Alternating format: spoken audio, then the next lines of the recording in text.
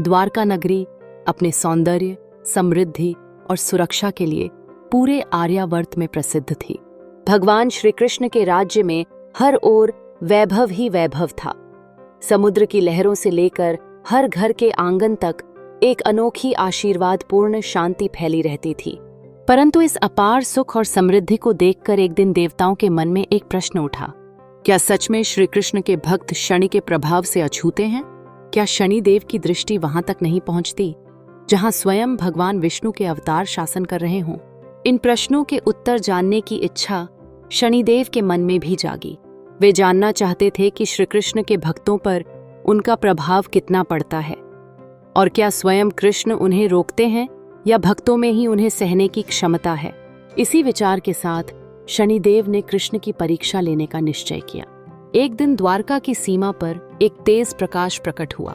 नगर के रक्षक चकित हो उठे। आकाश में एक काला, चमकदार, गंभीर तेज वाला देवता उतर रहा था। उनके हाथ में दंड था और स्वरूप अत्यंत विराट। वे शनिदेव थे। जब यह सूचना कृष्ण तक पहुंची, वे मुस्कुराए।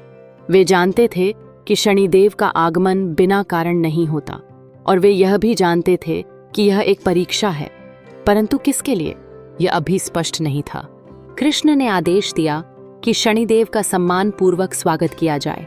द्वारका के महल के भीतर जब शनिदेव पहुंचे तो कृष्ण स्वयं उठकर आए और बोले, स्वागत है शनिदेव, आज द्वारका पर आपकी कृपा कैसे हुई? शनिदेव ने गंभीर किंतु विनम्र स्वर में उत्तर दिया, हे कृष्ण, संसार आपके भक्तों की समृद्धि का वर्णन करता है। कहते हैं कि आपके रहते किसी पर मेरा प्रभाव नहीं पड़ता। आज मैं ये जानने आया हूं कि सत्य क्या है। क्या मेरे प्रभाव से कोई बच सकता है? कृष्ण हल्का सा मुस्कुराए और बोले, प्रभाव से कोई नहीं बचता शनिदेव, परंतु भक्त की नियत और उसकी आस्था उसे सहने की शक्ति दे सकती है। यदि आप चाहें तो परीक्षा ले सकते हैं, पर एक शर्त है। और वह शर्त? शनिदेव ने पूछा। आपका प्रभाव मेरे किसी भक्त पर तभी पड़ेगा जब वह स्वयं कठोर समय का सामना करने के लिए तैयार हो। शनिदेव इस उत्तर से संतुष्ट भी हुए और थोड़ा चकित भी। उन्होंने सोचा, क्या सच में भक्त की नीयत इतनी शक्तिशाली हो सकती है? उसी समय महल के बाहर से एक परिचित आवाज आई। कृष्ण, मेरा प्रिय मित्र। ये सुदामा थे, कृष्ण के बचपन के परम मित्र। उनके आगमन पर कृष्ण का चेहरा खिल उठा। उन्होंने सुदामा को सिंहासन के पास बैठाया और दोनों पुरानी यादों में खो गए। शनिदेव यह सब देख रहे थे। उनके मन में विचार आया, यदि किसी की आस्था और प्रेम की परीक्षा लेनी है तो इससे उत्तम कोई नहीं। सुदामा निर्धन है पर मन से समृद्ध। देखते हैं मेरा प्रभाव इनके जीवन को कैसे बदलता है। शनिदेव आगे बढ़े और बोले, हे कृष्ण, यदि अनुमति हो तो मैं आपके इस भक्त की परीक्षा लेना चाहता हूँ। कृष्ण ने शांत स्वर में कहा, यदि सुदामा तैयार हैं तो मैं भी तैयार हूँ। कृष्ण ने अपनी मधुर दृष्टि सुदामा की ओर उठाई और पूछा, सुदामा, क्या तुम शनिदेव की परीक्षा स्वीकार करते हो? सुदामा ने बिना झिझक कहा, यदि वह ईश्वर की इच्छा है तो मैं उसे सहर्ष स्वीकार करता हूँ। मुझे विश्वास है कि जो भी होगा कृष्ण की कृपा से ही होगा। शनिदेव ने सिर झुकाया। इस भक्त का निश्चय अटूट था।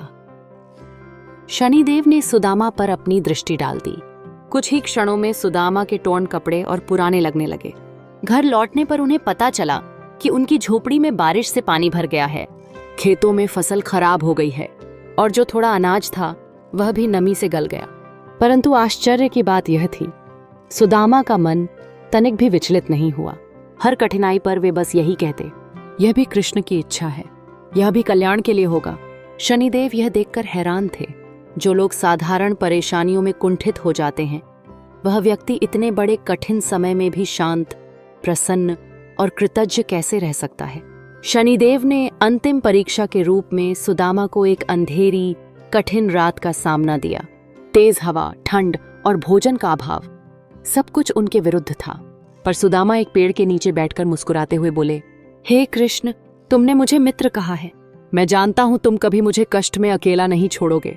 जो भी हो रहा है तुम्हारी लीला है। यह सुनते ही शनिदेव का हृदय द्रवित हो उठा। उन्होंने अपनी दृष्टि हटा ली और सुदामा के सामने प्रकट हुए। शनिदेव ने कहा, सुदामा, तुम धन से नहीं आस्था से समृद्ध हो। तुम्हारा हृदय निर्विकार है। मेरे प्रभाव से तुम विचलित नहीं हुए। मैं तुम्हें आशीर्वाद देता हूँ। तुम्हारे जीवन में अब समृद्धि ही समृद्धि होगी। सुदामा ने विनम्रता से हाथ जोड़ दिए। इसके बाद शनिदेव कृष्ण के सामने आए और बोले, हे कृष्ण, आज मैंने समझा कि आपका भक्त आपके कारण नहीं, अपने प्रेम और विश्वास के कारण सुरक्षित रहता है। मैंने आज सच्ची भक्ति का रूप देखा। कृष्ण ने शांत स्वर में उत्तर दिया, शनिदेव, आपका प्रभाव संसार को संतुलित रखता है और सच्चा भक्त वही है जो कठिन समय में भी श्रद्धा न छोड़े। आज आपने इसे सिद्ध कर दिया। यह दिव्य घटना बताती है कि कठिन समय किसी का विनाश नहीं करने आता, बल्कि विश्वास की शक्ति को प्रकट करने आता है। सच्चा भक्त वह है जो सुख में ईश्वर को याद करे और दुख में उन पर विश्वास रखे। और यही कारण है कि आज भी लोग कहते हैं, शनि का प्रभाव कठिन होता है, परंतु जो कृष्ण का प्रेमी है वह कभी अकेला नहीं होता। अगर आपको हमारा यह वीडियो अच्छा लगा तो कृपया लाइक और सब्सक्राइब जरूर करें।